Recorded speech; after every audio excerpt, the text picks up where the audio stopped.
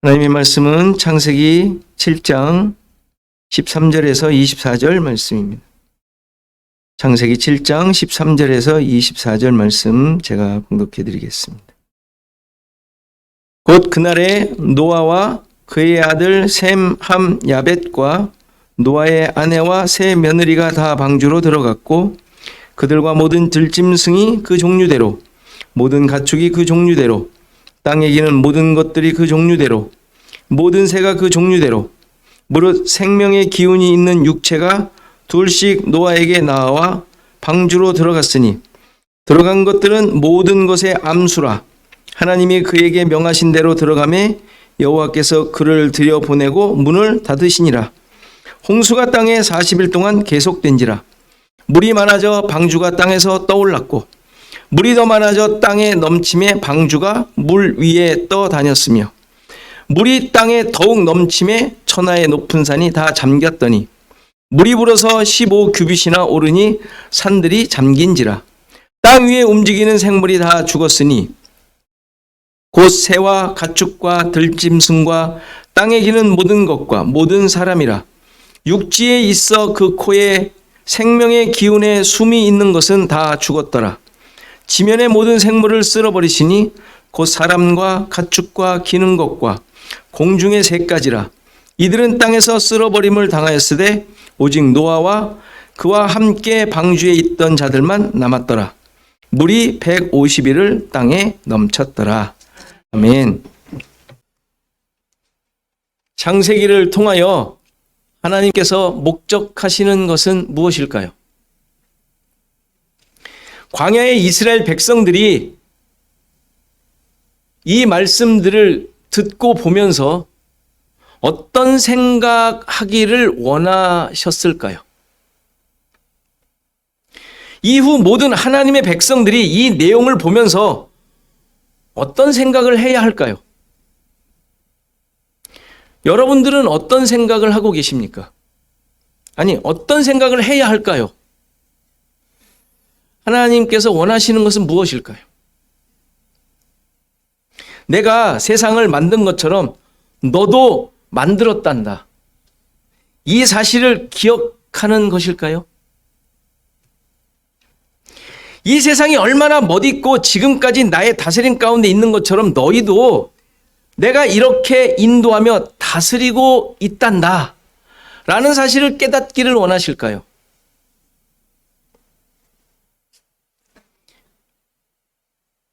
이러한 하나님께서 나의 하나님이시다 라는 사실에 위로를 받고 힘을 얻으라는 것일까요?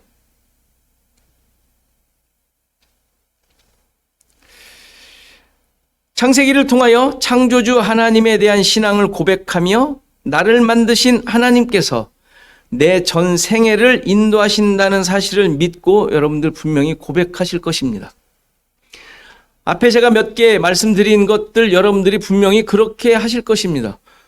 틀리지 않습니다. 당연히 그러셔야 됩니다.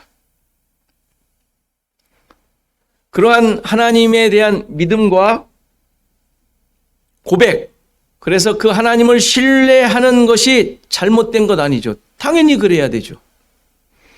그러나 그러한 생각들이 그리고 이러한 생각을 하는 기준이 세상적이고 인간적일 수 있다는 사실 잊지 않으셔야 돼요. 무슨 말이냐면 나를 만족시키고 스스로 위안을 삼고 끝내버리는 내용이 되어서는 안 된다라는 말이에요. 제가 자주 지적하는 이야기지만 믿음을 갖고 산다는 것은 나를 위해 사는 것이 아니에요. 평안을 얻기 위해 요가하세요. 아니 묵상하세요. 묵상. 그거 많이 학원들 생겼지 않습니까? 마음의 평안 그 음악을 들으며 그냥 마음을 다 내려놓고 이런 거 있지 않습니까? 그거 훈련하잖아요. 유튜브만 봐도 그거 얼마든지 할 수 있잖아요. 그게 목적이라면 그렇게 하세요. 성경 보지 마시고. 그래도 되지 않습니까? 힘들고 지쳐 낭망하고 넘어질 때 위로받고 일어서서 세상을 향해 보란 듯이 사는 것이 성경이 주고자 하는 것이 아니에요. 하나님의 말씀은 세상에서 지지 말고 승리하며 살도록 주신 어떤 수단과 방법을 가르쳐 주시는 것이 아니에요. 성경대로 살았더니 망한 사람이 얼마나 많은지 몰라요. 만일에 그런 것이 목적이라면 그냥 손자병법, 인생 지침서 뭐 얼마나 많아요. 책에 그냥 베스트셀러 아닙니까? 그런 책을 읽거나 또 많은 상담가들 있잖아요. 뭐 소통 전문가 뭐 얼마나 많아요. 멘토링 하는 사람들, 그런 사람들 도움을 얻는 게 훨씬 낫습니다. 성경은 그런 관점과 목적으로 쓰인 책이 아니에요. 실망하셨습니까? 혹시 그렇게 성경을 보면서 위안 삼으려고 하셨던 분 계세요? 아니, 그럴 수 있어요. 목적은 아니에요. 성경을 가지고 말씀을 전하는데 여러분들 많이 들으셨죠? 성공하는 사람들의 7가지 습관. 이런 책을 왜 예로 드는지 모르겠어요. 저도 그랬어요. 기억이 나요. 누구죠? 그 쓴 사람 이름이? 스티브 뭐 어쩌고 저쩌고. 잃어버렸네. 아주 오래됐어. 왜 세상에서 성공했다는 수많은 사람들의 이야기를 해야 하는지 이제는 정말 이해할 수가 없어요. 그런 사람들을 예를 들며 잘했다는 말을 한다면 도대체 예수님은 뭐가 돼요? 제자들은 도대체 뭐가 되는 거냔 말이에요. 성경도 복음도 십자가도 온데간데 없어져 버리고 세상에서 성공해야겠다는 다짐만 하고 돌아가게 돼요. 문제는 그걸 많은 성도들이 다 좋아하네. 그렇죠? 얼마나 좋아합니까? 여러분들 유명한 목사님들 설교를 들어보세요. 책 소개 안 하는 설교가들 없는지. 한 명도 없어요. 제가 어느 목사님 설교를 들어봤더니 한 7개 책 더 이상을 소개를 하더라고요. 그래서 성공한, 그리고 잘한. 도대체 그 성경과 무슨 상관이 있는지 모르겠어요. 그 사람이 예수 믿는 사람이었다 하더라도.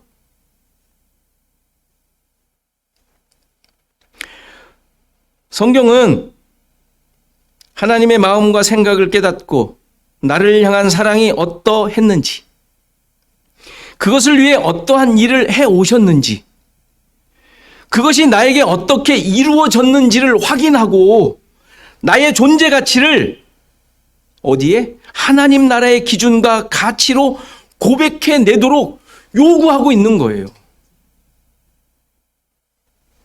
그것이 하나님께서 성경을 기록하게 하신 목적이고, 그런 자들이 이 세상에서 육신을 가지고 있는 동안 하늘의 삶을 살아가는 것이 하나님 나라 백성들의 삶이라는 것을 말해주는 거예요. 그래서 지금 창세기를 살피는 것도 하나님의 창조하신 세상이 어떠한지, 뭐 과학적으로나 역사적으로 얼마나 정확한지, 성경에 표현된 내용들이 정확한 표현인지, 기록상으로 볼 때 그것이 사실인지 등의 내용을 기준으로 보는 것이 아니라, 그러한 내용들을 통하여 하나님께서 말씀하시려는 의미가 무엇인지를 이해하려고 한 거예요. 당연히 하나님의 말씀하시려는 의미는 죄인을 향한 구원이에요. 그 외에는 없어요. 죄인을 향한 구원. 그게 복음이잖아요. 죄인을 향한 구원. 창조 자체가 세상을 만드시는 것이 아니라 모든 피조물이 하나님의 구원 계획을 말해주는 것들이었어요. 아담과 하와가 선악지식의 나무를 먹고 에덴 동산을 떠나는 것 역시 구원을 위한 하나님의 일하심이었다고요. 지금 살피고 있는 노아 홍수에 대한 이야기도 애초부터 네피림이 되어버린 육체를 향한 하나님의 구원 역사를 그려주고 있는 거예요. 세상을 향한 분노의 심판이 아니라 땅적 존재들을 위한 근심과 아파하심으로 세상의 죄악을 말씀인 물로 덮어주시고 말끔히 씻어버리시는 용서의 작업이었던 거예요. 이러한 구원을 방주를 짓게 하시고 하나님의 은혜를 깨닫게 하신 노아를 통하여 드러내게 하셨던 것이죠. 쉼과 안식을 주시려는 노아의 의미가 그거잖아요. 쉼, 안식. 그걸 주시려는 하나님의 마음이 홍수 사건을 통해 보여주셨던 거예요. 다른 시각으로 보면 절대로 안 돼요. 홍수는. 노아인데 노아.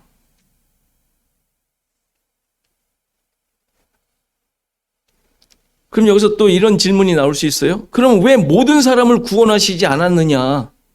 왜 보니까 그렇게 돼 있잖아요. 구별하시고 막. 그런 질문을 할지 모르겠어요.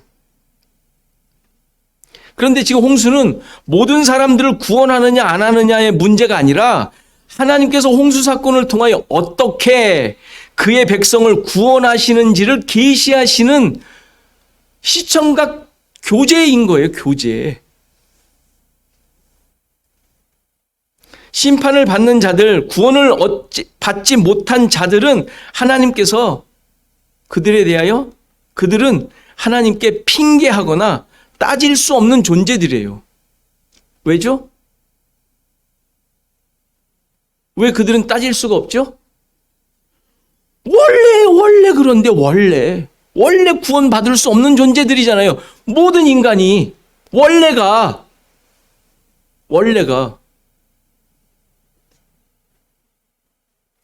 왜 모든 인간을 구원하시지 않느냐는 질문은 자신이 누구인지 모르기 때문에 생기는 질문인 거예요.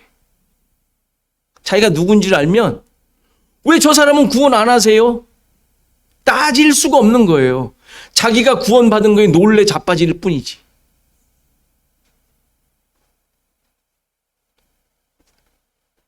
하나님의 백성들은 이러한 하나님의 구원 계획을 통하여 얼마나 놀라운 일을 행하셨는지를 깨닫게 되고 그것이 나를 위한 하나님의 일하심이라는 사실을 고백하며 감사하고 찬양하는 거예요. 혹시 어떤 누군가를 보면 안타까워할 수 있겠죠? 하나님이 가지셨던 마음처럼. 근데 하나님한테 따질 수는 없는 거예요. 왜 이런 일이 그럴 수는 없는 것이죠. 그러니까 이런 역사를 보며 자신을 잘 돌아보시고 생각해 보세요. 여러분들 어떤 마음이 드세요? 또 말씀드리지만 하나님께서 여러분들 한 사람 한 사람 모두 다 지옥에 보내셔도 아무 말도 할 수 없는 존재들이에요. 맞아요? 여러분들 지옥에 보내셔도 여러분들 아무 말도 할 수 없는 존재들이죠. 그래도 뭔가 약간 이렇게 뒷덜미에 뭔가 캥기는 게 있으세요? 혹시? 그러면 존재를 모르는 사람들이.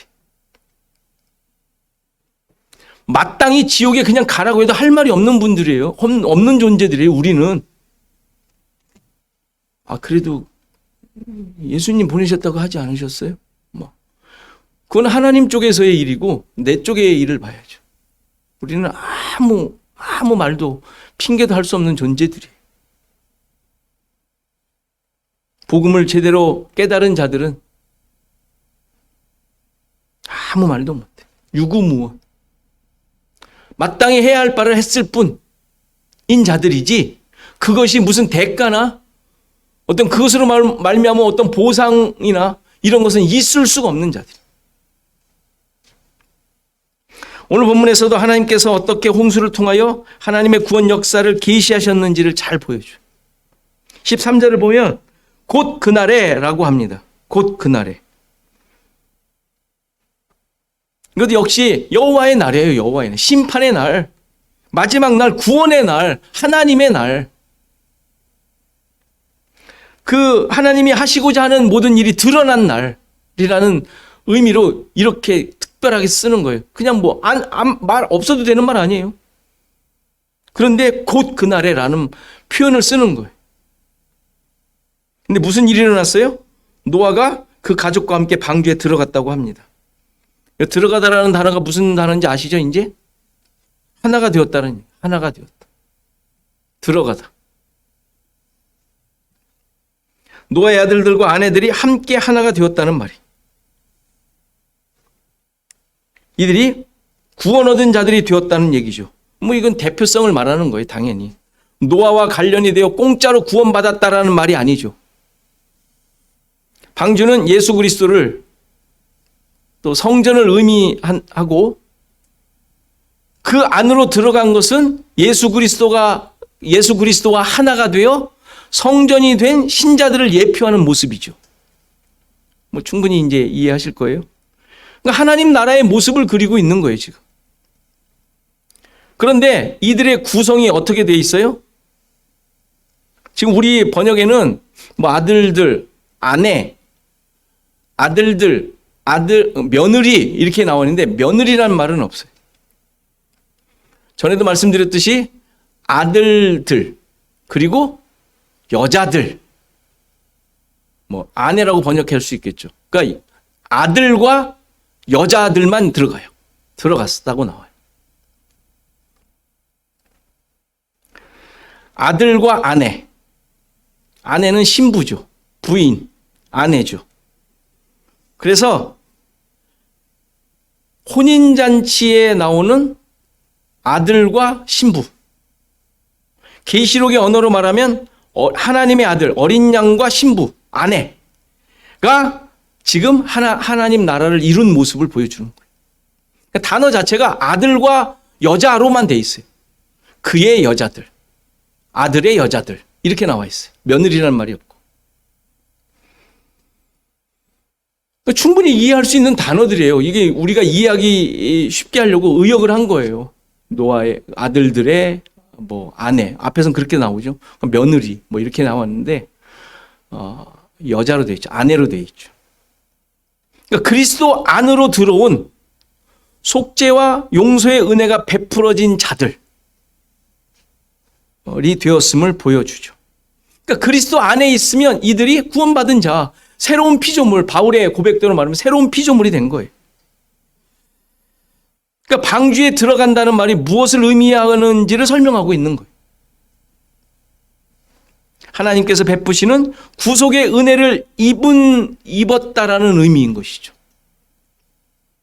이 내용을 표현한 단어가 닫으셨다라는 말이에요. 닫으셨다. 이들이 들어가자마자 16절을 보면 여호와께서 그를 들여보내고 문을 닫으셨다고 합니다. 이것도 특별한 표현이죠. 뭐 닫았다는 말 그냥 들어갔더라 뭐 이러면 되는데 들어갔더라가 아니라 그를 들여보내고 문을 여호와께서 닫으셨다라고 합니다. 이걸 좀 원어에 나온 대로 한다면 노아 뒤에서 그 뒤에서 닫으셨다라는 단어로 표현이 되어 있어요. 그런데 닫다라는 단어는 문을 닫았다라는 단순한 의미가 아니라 좀 더 폭넓은 의미가 있어요. 포함되어 있어요. 하나님께서 그것을 닫음으로 이 방주 자체가 어떤 특별한 다른 것이 되었음을 의미하는 하나님의 행위인 것이죠. 그러니까 하나님께서 그걸 닫음으로 이 방주는 다른 존재가 되어버린 거예요. 내가 닫으면 그냥 내가 있을 곳 닫은 거잖아요. 그게 아니라 하나님께서 그걸 닫음으로 이 방주에 대한 특별한 의미를 부여해 주신 것이죠. 그러니까 우리가 보통 구원의 방주라고 얘기하잖아요. 진짜 구원의 방주가 된 거예요. 말 그대로. 그래서 그곳에는 생명이 주어졌고 생명이 주어지죠. 새로운 피조물. 밖은 죽음이 주어지죠. 뒤에 나오죠. 21절에. 방주 안은 하나님과 하나 된 삶이고 밖은 하나님과 완전히 단절되어 버린 심판이 이루어진 삶이 있게 되죠. 하나님의 닫아 넣으심으로 이 방주는 특별한 존재가 되었다는 것을 보여주죠. 간단히 말해서 방주 안은 하나님의 나라이고 하나님 나라고 밖은 그냥 세상인 거예요. 심판받은 세상. 여러분들은 어디에 살고 계십니까? 뭐 말해 뭐 하겠어요? 양다리? 그럴 수는 없죠. 하나님께서 닫아 버리셔요. 다른 공간, 다른 존재, 다른 세상이 되어버렸어요. 양다리일 수가 없어요. 잘라지고 말아요. 잘라지는 것도 아니죠. 이미 문이 닫혀진 상태. 끝났어요. 여러분들이 어디에 있는지 어떻게 알 수 있을까요? 방주가 어떻게 만들어졌는지를 설명할 때 이미 확인한 내용인데, 용서와 속죄가 이루어진 자인가? 고페르 나무, 용서의 나무로 만들어서 역청의 의미가 뭐라 그랬어요? 속전, 대속물, 고페르를 바르다가 또 뭐라 그랬어요? 동사형, 속전하다. 그렇게 해서 만든 방주예요. 그렇게 해서. 그래서 그 안에 사는 자는 이러한 하나님의 구원 역사가 이미 이루어져 확인된 자들이에요. 확인된 자들. 양다리? 뭐 자기의 모습을 보면 양다리라고 생각할지도 모르겠지만 늘 기도할 때 그렇게 기도하잖아요. 양다리 걸쳤었던 모습처럼 기도하잖아요. 일주일 동안 어떻게 살았다고요? 우리가 말하잖아요. 그런 말 참 이제 그냥 막 하다 보니까 나오는 말인데 조심해서 잘 다듬어서 말씀하셔야 돼요. 쓰실 때 잘 다듬어서 쓰셔야 된다고요. 그런 식으로 말씀하시면 안 돼요. 우린 그런 존재가 아닌 거요. 그럴 수가 없잖아요. 방주 안에 있는데 이미 속전을 치루어 속죄된 자들로 방주에 살고 있는 자들인데 뭘 자꾸 세상에서 뭐 이것저것 다 왔다 갔다 뭐 다 양다리 살던 것처럼 얘기를 하냔 말이에요. 그렇게 말씀하시면 안 돼요. 뭐 나도 모르게 막 나올 수도 있는데 쓰시니까 잘 쓰시란 말이에요. 그런 거 다듬어서 그렇게 쓰시지 마시고. 이미 그것이 확인되고 고백되어진 자들인데, 그러니까 홍수 사건의 내용들을 보면서 이러한 것들을 계속 확인하셔야 돼요. 나의 존재, 위치, 가치 늘 이렇게 확인하셔야 된다고요. 지금 홍수는 옛날에 일어난 어떤 사건 보고서가 아니에요. 지금 너희의 상태를 확인해 보라는 하나님의 말씀인 것이죠. 그렇다면 방주의 문에 들어간 자들, 다시 말해서 용서와 대속의 은혜를 경험한 자들은 어떤 자들이냔 말이에요.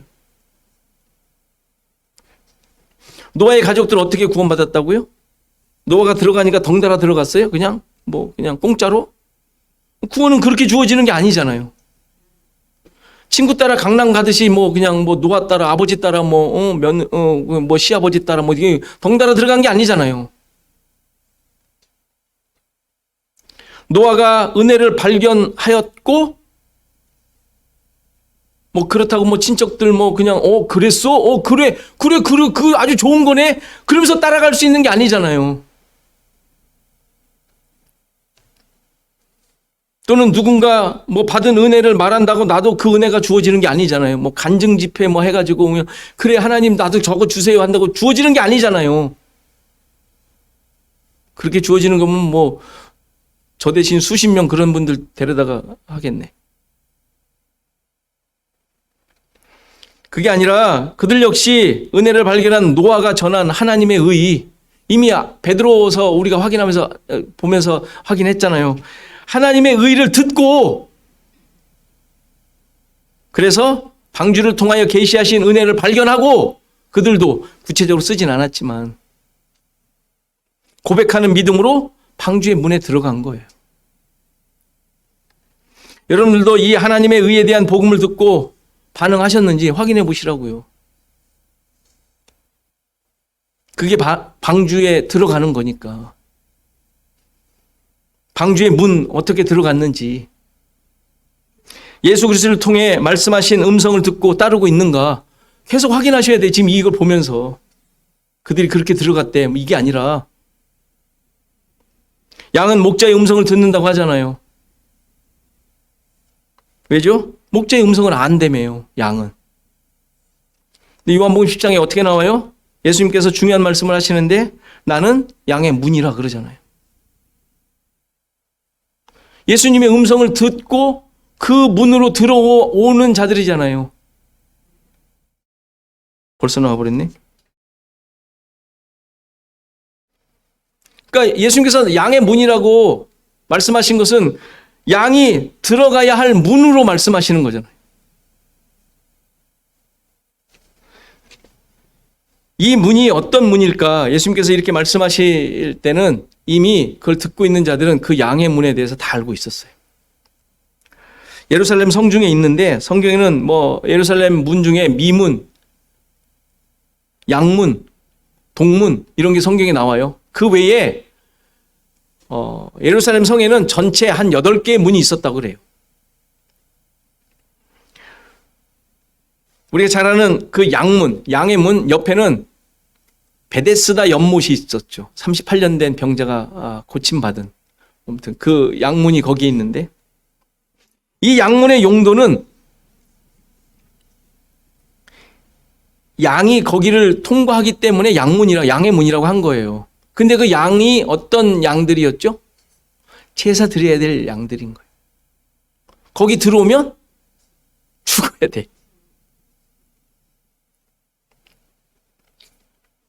그러니까 이 양문을 통해 들어오는 양들은 죽으러 들어오는 거예요.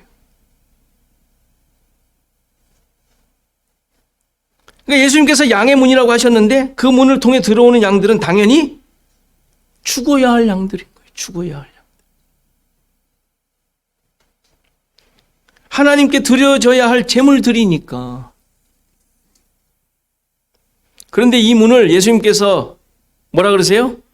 함께 들어가게 되면 구원을 얻고 꼴을 얻게 된다고 지금 얘기하시죠. 요한복음 10장 7절. 그러므로 예수님께서 다시 이르시되 내가 진실로 진실로 너희에게 말하노니 나는 양의 문이라. 나보다 먼저 온 자는 다 절도요 강도니 양들이 듣지 아니하였느니라. 내가 문이니 누구든지 나로 말미암아 들어가면 구원을 받고 또 들어가며 나오며 꼴을 얻으리라. 도둑이 오는 것은 도둑질하고 죽이고 멸망시키려는 것뿐이요 내가 온 것은 양으로 생명을 얻게 하고 더 풍성히 얻게 하려는 것이라. 예수님을 통해 그 문을 통해 들어간 양은 죽게 되는데 어떻게 된다고요? 구원을 얻고 생명을 얻게 되는 문이라고 얘기하네요. 이걸 기독교의 역설이라고 그래요. 역설. 들어보셨죠? 역설. 다시 질문해야 돼 이제. 방주의 문으로 들어간 자들 역시 용서와 대속을 얻게 되는데 그에 앞서 죽었느냐?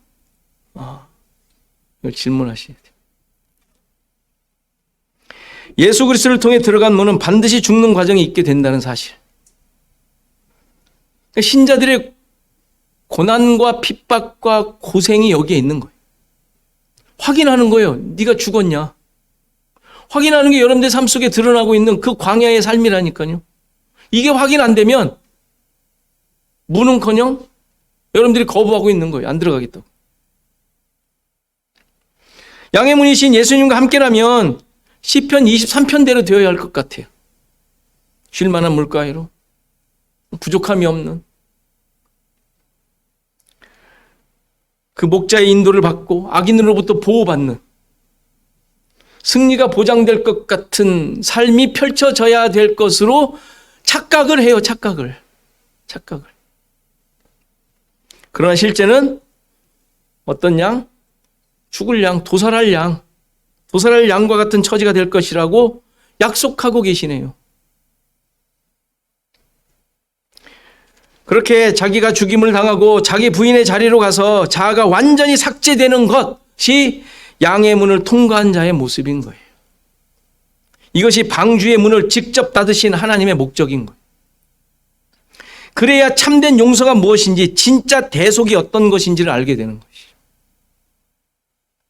이러한 고백과 알미 잊고 난 후에 방주가 어떻게 되었는지를 17절에서 18절에 설명을 해요. 홍수가 40일 동안 계속되었는데 물이 많아져서 방주가 땅에 떠올랐고 더 물이 많아져 땅에 넘침에 방주가 물 위를 떠다녔다고 합니다. 이 모습은 특별한 의미가 있죠. 여기도 홍수가 40일 동안 땅에 계속되었다. 이게 이루어졌다라는 단어라 그랬어요. 물이 땅에 뭐 어떻게 됐다 그러면 전부 이루어진 거예요. 하나님의 뜻이 이루어진 거예요. 말씀이 성취되었다라는 의미로 쓰는 말이에요. 그럼 이루어진 게 뭘까요? 물이 많아져서 그래서 방주를 땅으로부터 들어 올렸다라고 해요. 떠올랐다는 게 들어 올렸다라는 얘기예요. 물이 많아진 것은 하나님의 말씀이 세상을 덮고 방주를 일으켰다라는 거예요. 하나님의 말씀. 그래서 방주가 땅에서 떠올랐다, 들어 올렸다, 높였다, 제거되다 이런 뜻이에요. 다시 말해서 하나님의 말씀으로 말미암아 땅으로부터 높이 들어 올려졌다라는 말이에요. 십자가처럼 세워졌다라는 의미죠.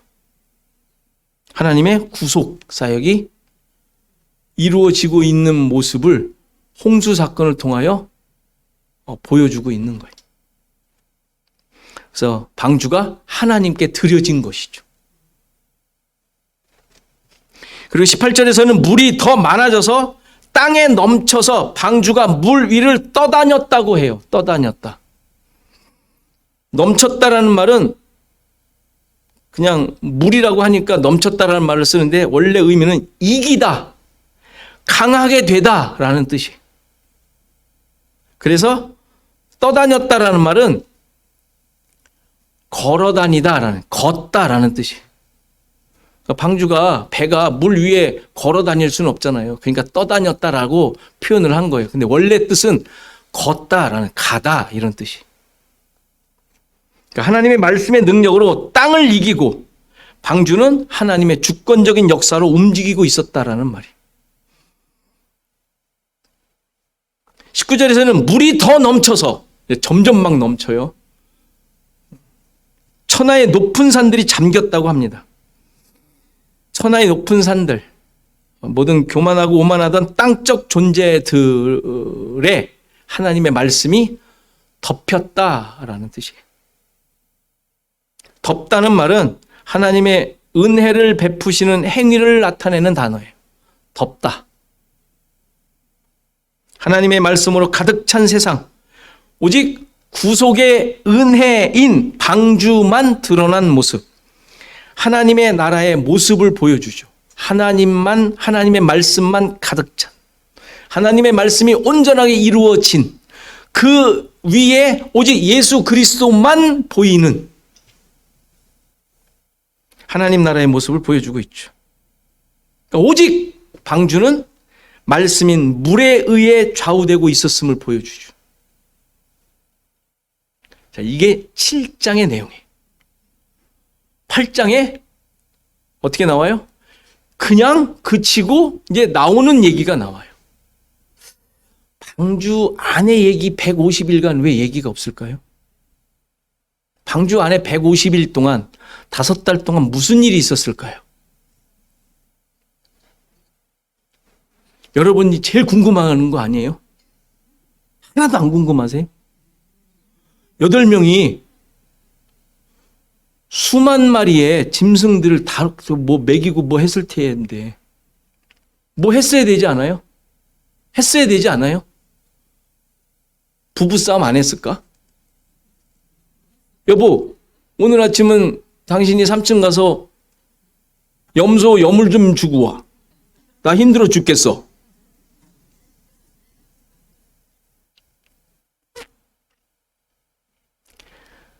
홍수가 그런 얘기 아니라 그랬어요. 하나도 중요치 않아. 그 안에 있는 존재는 흔적도 없어요. 아까 말씀드렸죠? 어떤 자들이 거기 들어간다고요? 거기 들어간 자들은 어떤 자들이라고요? 아무것도 아닌 자들, 싸그리 자아가 무시된 자들, 삭제된 자들이 그 안에 들어가 있다고요.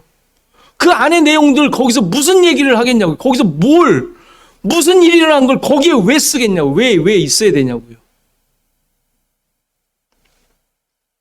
아예 말씀조차 하지도 않아요. 그들은 없는 자들이에요. 오직 방주만, 예수 그리스도만, 하나님의 말씀만 하나님의 나라에는 존재할 뿐이에요.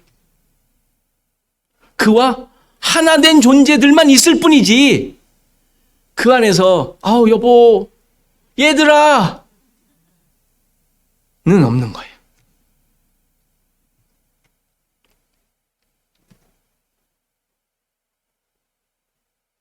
하나님의 백성들의 신자들의 모습을 잘 설명해 주고 있죠.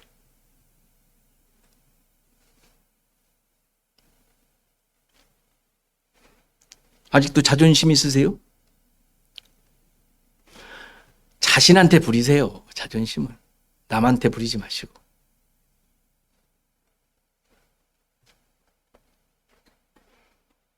분노 있으세요?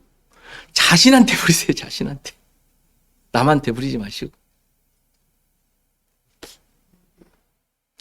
예수 그리스도로 말미암아 그의 문을 통하여 들어온 자들은 오직 말씀을 따라 사는 자들, 뭐 사는 것도 아니에요. 말씀에 따라 흘러가는 대로 사는 자들이. 말씀이 인도하는 대로 무슨 아무것도 방주 안의 삶조차 어떤 뉘앙스조차도 없어요. 그 안에 어떠했다는. 왜? 그런 자들이니까. 그런 자들이 됐으니까. 정처 없이 떠다니는 것처럼 보이지만 하나님의 뜻이 이루어진 자들. 이 사실을 잊으시면 안 돼요. 화 날려다가도 하나님의 뜻이 이루어진 나. 화를 내려고 했던 그 상대변도 하나님의 뜻이 이루어진 자. 하나님의 뜻만 있는 자라는 것을 확인하셔야 돼요. 그리고 주인이 하나님이심을 보여주는 모습밖에 없는 거예요. 주인이 하나님이신 분. 여러분들의 삶이 무엇에 의해 좌우되고 있습니까? 늘 질문하는 거죠. 말씀에 따라 사십니까?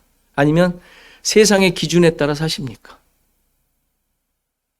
확인 안 하시면 나도 모르게 세상을 따라간다니까요. 여러분들 일주일간 얼마나 힘들게 살다가 오셨습니까? 그렇죠? 뭐 노동한 거 말고 이삿짐 날랐는데 너무 힘들어 죽겠어요. 아주 이쪽 저쪽 다 쑤셔요. 이런 힘든 거 말고 뭐 그거는 힘들죠. 운동 안 했으니까 얼마나 그 골병 좀 들어야지. 그 운동을 평소에 했으면 이 정도 아무것도 아닐 텐데 뭐 그걸 가지고 이거 고생했다 뭐 이런 걸 가지고 따지시면 안 돼요. 나 힘들어 죽겠다고. 여러분들 사시는 거 힘드시죠? 그런 육체 막 이런 거 말고 힘드시죠? 왜 힘드실까요? 여러분들에게 어떤 걱정이 여러분들을 붙잡고 있습니까? 잘 살펴보세요. 그 가운데 말씀은 역사하고 계신가요? 말씀이 살아 있습니까? 하나님이 주인으로 계시나요? 지금 떠다니고 있는 자들이에요. 우리는 지금 떠다니고 있어요. 방주 안에. 그것도 하나가 돼요. 떠다니고 있는 자들이에요. 도대체 뭐 하고 있는 거예요? 여러분들 키 찾으세요. 키. 이걸 좀 어디로 움직이고 싶은 키. 아니면 이렇게 가면 안 되는데 하면서 무슨 거기에 개솔린 사가지고 이거 움직이고자 하는 이렇게 가서는 안 되지 하면서 뭐 하시려고 하세요. 21절을 보면 땅 위에 움직이는 생물이 다 죽었답니다. 땅 위에 움직이는 생물들은 다 죽었대요. 근데 왜 우리는 이렇게 움직이려고 그러는 게 많죠? 이건 자연계에 대한 심판을 설명한 것이 아니라 말씀만이 살아 있어야 함을 선포하고 계시는 거예요.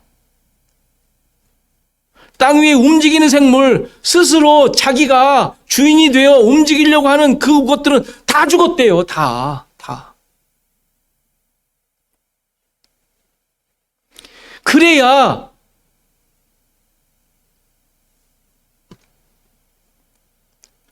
홍수를 통해서 하나님께서 주시려고 하는 그 노아, 쉼, 안식이 주어지지 않겠어요? 이건 뭐 내가 다 하려니까.